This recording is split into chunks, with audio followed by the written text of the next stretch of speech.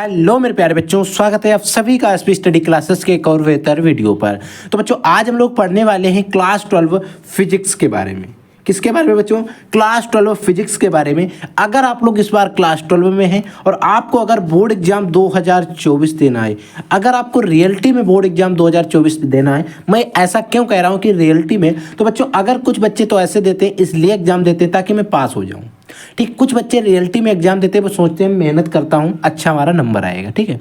तो अगर भी आप रियलिटी में एग्जाम देना चाहते हैं ना बच्चों, तो आज के इस लेक्चर के अंदर हम जो बात करने वाले हैं इसको ध्यान से समझिएगा। इस वीडियो के अंदर, इस लेक्चर के अंदर हम लोग टॉप 10 डेरिवेशन, 10 सबसे महत्वपूर्ण डेरिवेशन जो बोर्ड एग्जाम 2024 के लिए सबसे ज़्यादा महत्वपूर्ण है। और अगर हम बात करें, अगर हम प्रीवियस ईयर के क्वेश्चन पेपर को उठाएंगे, प्रीवियस ईयर के क्वेश्चन पेपर को, तो वहाँ पर ऐसे क्वेश्चन जो वहाँ पर भी हमें मिलेंगे, इस तरीके से जो हमारे क्वेश्चन है उनको हम डिस्कस करने वाले हैं। और हमें अपना बोर्ड एग्जाम जो देना है 2024, उसमें टारगेट हमें बनाना 90 प्लस। अब 90 प्लस 91, 92, 93, 94, 95, 96, 97, 98, 99, 100, यानी कि कितना भी हो सकता है। हमें 90 प्लस का टारगेट बना के चलना है 100 में से, ठीक है। तो इसी टारगेट के उद्देश्य से आप लोगों ने बहुत सारे हमारे पास कमेंट किए कि सर हमें वो डेरिवेशन बता दिए जिनको हम पढ़ लें और हम तैयार कर लें तो हमारा बोर्ड एग्जाम में अच्छा हो जाएगा। क्योंकि हमने डेरिवेशन तो कई सारे हमारे पास लिखे हुए हैं, याद भी हैं, लेकिन उनमें से वेरी मोस्ट इंपॉर्टेंट कौन से वो बता दीजिए। तो आज मैं सिर्फ आपको डेरिवेशन बताने वाला हूँ, सॉल्व नहीं कराने वाला हूँ। पहले बता दे रहा हूँ, मैं सॉल्व नहीं कराऊंगा, बस आपको सिर्फ डेरिवेशन बताऊंगा और उनके सूत्र के साथ साथ उनका एक्सप्लेनेशन थोड़ा बहुत कर दूंगा। और आपको इन सारे डेरिवेशन को तैयार करना है। अगर आप नहीं तैयार कर पा रहे, आपको नहीं पता, तो आप कमेंट सेक्शन में कमेंट कर देना, मैं आपको तैयार करवा दूंगा। अन्यथा आप हमारे चैनल पे जाएंगे, आपको सारे डेरिवेशन मैंने पढ़ा रखे हैं, आप जाके देख लेना। वीडियो को थोड़ी स्पीड में चला लेना, नॉर्मल से ज़्यादा 1.25 में या 1.5 में चला लेना, ताकि आप कम समय में अच्छे से समझ सके और अच्छे से तैयारी कर सको, ठीक है। क्योंकि आपके पास समय बहुत कम है, ठीक है बच्चों। तो बच्चों हमारा पहला डेरिवेशन क्या है? अगर हमसे पहला पूछा जा रहा है वैद्युत द्विध्रुव की, कोई हमारे पास वैद्युत द्विध्रुव है, उसकी अक्षीय दिशा में अत्यधिक दूरी पर स्थित बिंदु पर, अत्यधिक दूरी पर स्थित बिंदु है, उसी बिंदु पर वैद्युत क्षेत्र की तीव्रता का व्यंजक प्राप्त कीजिए। अब हमें पता है वैद्युत क्षेत्र की तीव्रता को बच्चों हम किससे लिखते हैं? ई से। किससे लिखते हैं? ई से। तो वैद्युत क्षेत्र की तीव्रता तो ई हो गई। और हमने इसमें एक सूत्र सिद्ध करते थे, इसमें हमें क्या सिद्ध करना होता है उसके बारे में बात करें। आपने एक सूत्र पढ़ा होगा, 1/4 पाई एप्सिलॉन नॉट के भी आपको लिखा हुआ मिलेगा 2p/r³।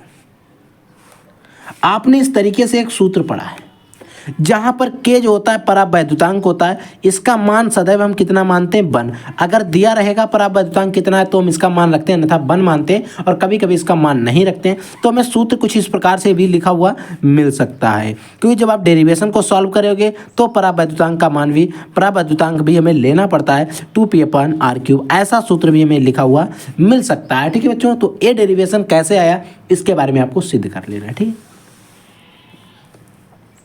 अगला बच्चों है परस्पर संपर्क में रखे दो पतले लेंस। तो पतले लेंस जो है उनकी फोकस दूरी, संयुक्त फोकस दूरी, दोनों की एक में फोकस दूरी, उसकी में गणना करना, उसके लिए मैं सूत्र का निगमन करना है। हम कैसे निकालेंगे संयुक्त फोकस दूरी का निगमन कीजिए, ठीक है। तो आपने फोकस दूरी 1/f = आपने एक सूत्र पढ़ा था 1/v - 1/u।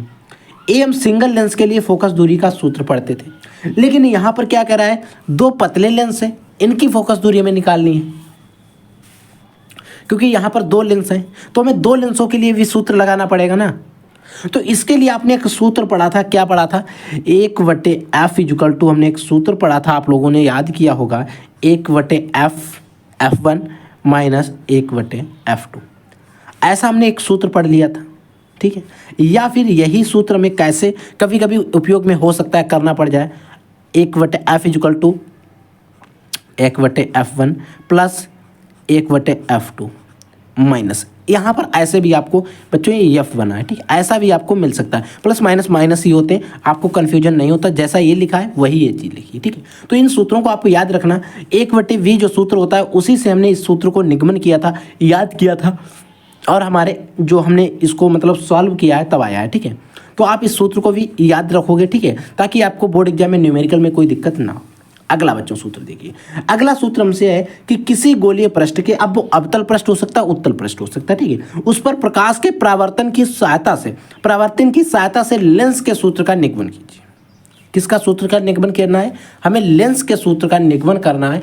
और एक क्वेश्चन और एक डेरिवेशन जो है हमारे बोर्ड एग्जाम के लिए, it is very very most important है, ठीक है। तो आपने एक सूत्र पढ़ा था, इसमें सूत्र का निगमन करने के लिए 1/f इक्वल टू क्या पढ़ा था? 1/f equal to n-1, n-1, ठीक है। n-1, अब हम ब्रैकेट में क्या लिखते थे? पहले लेंस की त्रिज्या r1 माइनस 1/r2। ऐसा कुछ हमने सूत्र एक सिद्ध किया था, जो हमने पढ़ा था, आपको भी पढ़ाया था लेंस के सूत्र का निगमन कैसे किया जाता है, ठीक है। तो आपको ये सूत्र कैसे आता है, इस सारी चीज़ों को समझ लेना है। अगर आपको आता है तो अच्छी बात, अन्यथा आप चैनल पे जाइएगा, सर्च करिएगा, उसके आगे डाल दीजिए YSB स्टडी क्लासेस, आपको वो सूत्र मिल जाएगा, ठीक है। अन्यथा आप ऑफिशियल चैनल पे जाकर वहाँ से आप जाकर वीडियो को देख सकते हो, ठीक है बच्चों। पढ़ लीजिए, तैयार कर लीजिए, ठीक है बच्चों। अगला डेरिवेशन देखिए, अगला जो हमारा डेरिवेशन है बच्चों, कह रहा है कि बिंदु आवेश के कारण, किसी बिंदु आवेश के कारण, बिंदु आवेश के कारण किसी बिंदु पर, बिंदु आवेश के कारण किसी बिंदु पर वैद्युत विभव के लिए सूत्र स्थापित करना है। इसमें बच्चे कंफ्यूजन हो जाते हैं, हम अच्छी स्थिति वो निरक्षी वाला भी लगा देते हैं, वहाँ पर बच्चों ये नहीं लगाना है, सूत्र हमारा अलग आता है, क्योंकि ये सारी चीज़ें आपको याद रखना होगा और मैं आपको इसीलिए बता रहा हूँ, ठीक है। इसमें हम B इक्वल टू एक सूत्र सिद्ध करते थे, 1/4 पाई एप्सिलॉन नॉट के Q/R। ये सूत्र हमने सिद्ध किया था, ऐसा सूत्र। लेकिन इसमें जो हम इसके लिए सूत्र सिद्ध करते हैं उसमें हमें माइनस आता है। तो आप जब लगाएंगे कि बिंदु आवेश के कारण किसी बिंदु पर वैद्युत विभव के लिए हमें सूत्र स्थापित करना है, व्यंजक प्राप्त करना है, तब ये सूत्र आता है। और वैद्युत द्विध्रुव में कुछ अलग आता है, ठीक है, वहाँ पर आपको याद रखना है, क्योंकि आपको कन्फ्यूजन नहीं होना है। आप लोग कंफ्यूज हो सकते हो, ठीक है, इसीलिए मैंने आपको एक सूत्र बताना जरूरी समझा, ठीक है बच्चों। अगला क्वेश्चन देखिए, अगला क्वेश्चन नंबर या डेरिवेशन नंबर हमारा 5 है। इसमें कह रहा है बायो-सैवर्ट के नियम, हमें बायो-सैवर्ट का नियम पता होना चाहिए, ठीक है। इस नियम की सहायता से वृत्ताकार धारावाही कुंडली के, वृत्ताकार कोई धारावाही कुंडली है, उसके केंद्र पर उत्पन्न चुंबकीय क्षेत्र के लिए हमें सूत्र स्थापित करना है। उसके केंद्र पर कितना चुंबकीय क्षेत्र उत्पन्न हुआ है, इसके लिए हमें सूत्र स्थापित करना है। तो बच्चों आपने एक डेरिवेशन पढ़ा होगा, इसको मैंने आपको सिद्ध कराया था। V इक्वल टू होता है μ0 Ni/2R। आपको इस सूत्र पता होना चाहिए। V इक्वल टू होता है μ0 Ni/2R, ठीक है। आपको सारी चीज़ें, आपको सूत्र जो है कैसे आता है, इसके बारे में आपको निगमन करना है। एक्चुअल में मैंने सूत्र जो है अपने चैनल पे अभी तक नहीं पढ़ा है, लेकिन अगर आप लोग कमेंट कर देना, मैं आपको पढ़ा दूंगा। और अगर आप चाहें, अगर आपसे नहीं हो रहा ना, तो मैं इन सारे क्वेश्चंस का सलूशन वीडियो एक ही लेक्चर के अंदर अपलोड करवा सकता हूं। बस आप लोग कमेंट कर देना, अपना प्यार दिखा देना, ठीक है बच्चों। अगला क्वेश्चन देखिए, अगला छठा है, किरचॉफ के नियम को परिपथ चित्र द्वारा समझाइए। और इस क्वेश्चन भी आपके लिए इट इज वेरी इंपॉर्टेंट है, ठीक है। अगला क्वेश्चन है, हाइगन्स की द्वितीयक तरंगिकाओं का सिद्धांत क्या है, इस सिद्धांत को समझाइए तथा इसके आधार पर प्रकाश के परावर्तन और अपवर्तन, परावर्तन और अपवर्तन की व्याख्या कीजिए। आपको परावर्तन और अपवर्तन दोनों पढ़ना है, ठीक है। इसकी व्याख्या करना है, इसके लिए सूत्र स्थापित करना है, ठीक है। अगला क्वेश्चन देखिए, गोलाकार संधारित्र की धारिता के लिए हमें व्यंजक प्राप्त करना है। कोई अगर गोलाकार संधारित्र है, उसकी धारिता हम कैसे निकालेंगे, उसके लिए व्यंजक प्राप्त करना है।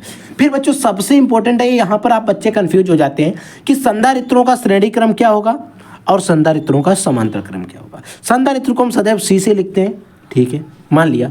यहाँ पर जो प्रतिरोध होता है उसका उल्टा होता है। जो प्रतिरोध का श्रेणी क्रम और समांतर क्रम पढ़ते थे उसका उल्टा होता है। यहाँ पर कैसा होता है, उल्टा होता है। ये चीज़ आपको याद रखना है। प्रतिरोध का श्रेणी क्रम क्या था, वो था, प्रतिरोध की पहले हम बात कर लेते हैं, ठीक है, ताकि हम वहाँ से आपको समझा सकें। प्रतिरोध का श्रेणी क्रम था 1/R इक्वल टू था 1/R1 plus 1/R2 plus 1/R3। इसका श्रेणी क्रम क्या था, ये श्रेणी क्रम था। इसका समांतर क्रम था 1/R equal to 1/R1 plus 1/R2 plus 1/R3। कितने भी हम जोड़ सकते थे, ऐसे ही कुछ था।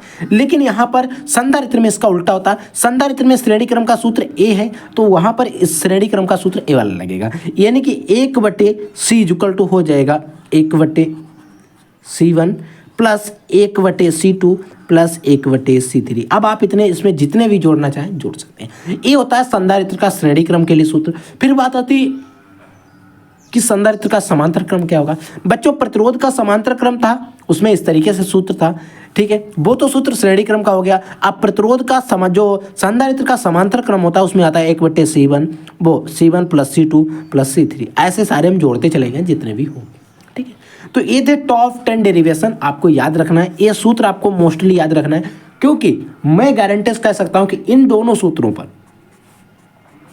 आपको बोर्ड में सवाल मिलेगा 100%। प्रतिरोध से मिले या ना मिले वो अलग की बात है, लेकिन इन दोनों से आपको 100% चांस है कि मिलेंगे। तो इसीलिए आप इन दोनों को अच्छे से तैयार करिएगा। मैंने आपको जो 10 डेरिवेशन बताया बच्चों, इन डेरिवेशन को आपको तैयार करके ही जाना है बोर्ड एग्जाम के अंदर। अगर आपसे नहीं हो पा रहे ना तो आप कमेंट कर दीजिएगा, मैं आपके लिए बताने के लिए बैठा हूँ, और वो मेरी भी गारंटी है कि मैं आपको वो सारा कंटेंट प्रोवाइड कराऊंगा जो आपके बोर्ड एग्जाम के लिए सबसे ज़्यादा इंपॉर्टेंट, ठीक है बच्चों। तो आप लोग पढ़ते रहिएगा, कोई क्वेश्चन ऐसा होता है, कोई भी डाउट होता है एनीथिंग किसी भी सब्जेक्ट को लेकर, तो आप कमेंट कर दीजिएगा, ठीक है। मैं उसका सोल्यूशन वीडियो और आपको उसका जवाब है कमेंट सेक्शन में, अगर हो सकेगा तो दे देंगे, अन्यथा आपको उसका सोल्यूशन वीडियो भी प्रोवाइड करा दिया जाता है, ठीक है बच्चों। तो आप लोग पढ़ते रहिए, आगे बढ़ते रहिए। I will take next class, तब तक के लिए जय हिंद, वंदे मातरम।